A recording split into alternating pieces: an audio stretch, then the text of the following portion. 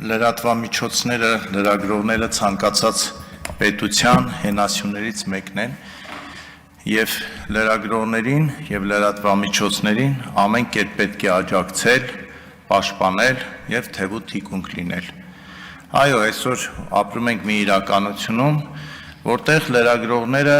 թույլ են տալի մասնագիտական կոպիտ սխալներ։ Կարող են էթիկայի կոպիտ խախտումով վիրավորել մարդուն, ումից ուզում են հարցազրույց վերցնել, բայց դա պատճառ չէ, որ մենք լրագրողներին հարվածենք կամ վիրավորենք։ Լրագրողներ կան, որ փորձել են, ոչ, պարոն, ձեր ընդհանրական եմ ասում։ Չէ, ընդհանրական եմ ասում։ Լրագրողներ են եղել, որոնք փորձել են առանձին վերցրած դպրոցներում գործադուլներ կազմակերպել, բայց մենք էլի դրանով հանդերձ պետք է սիրենք ու պաշտպանենք լրագրողներին։ Լրագրողներ են եղել, որոնք զանգել հետաքրքրվել են ոնց ես, ինչ ես, զրուցել են եւ հետո առանց զգուշացնելու այդ զրույցը ընտրովի վերնագրով հրապարակել են,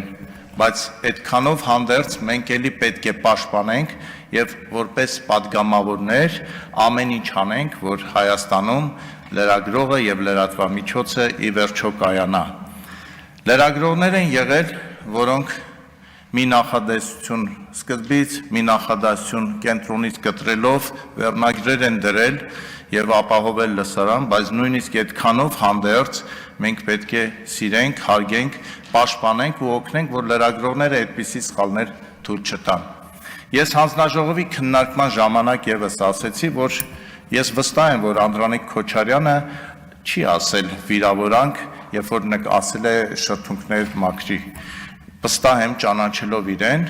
ինչքան էլ հակառակ տեսակետներ են եղել, բայց ես վստահ եմ, որ ինքը վիրավորական որևէ արտահայտություն չի արել։ Բայց երբ որ քիչ առաջ նշվեց, որ լրագրողը ձախ եզրով փորձել է ճեղքում իրականացնել եւ բայց դուք կանոնները խախտումով եք արգելել, որովհետև չի կարելի լրագրողին ասել, որ նա լրագրող է, թե լրագրող չէ, եւ ես այս դեպքում կարծում եմ, որ դուք պետք է դեղին քարտ ստանաք, որովհետև կանոնները խախտել եք։ Ամեն դեպքում ես ձեզ խնդրում եմ, կոչ եմ անում, եթե լրագրողը իրեն վիրավորված է զգացել, կարելի է ներողություն խնդրել, հաշվի առնելով, որ նա լրագրող է, հաշվի առնելով, որ նա կին է, այսքանը, շնորհակալություն։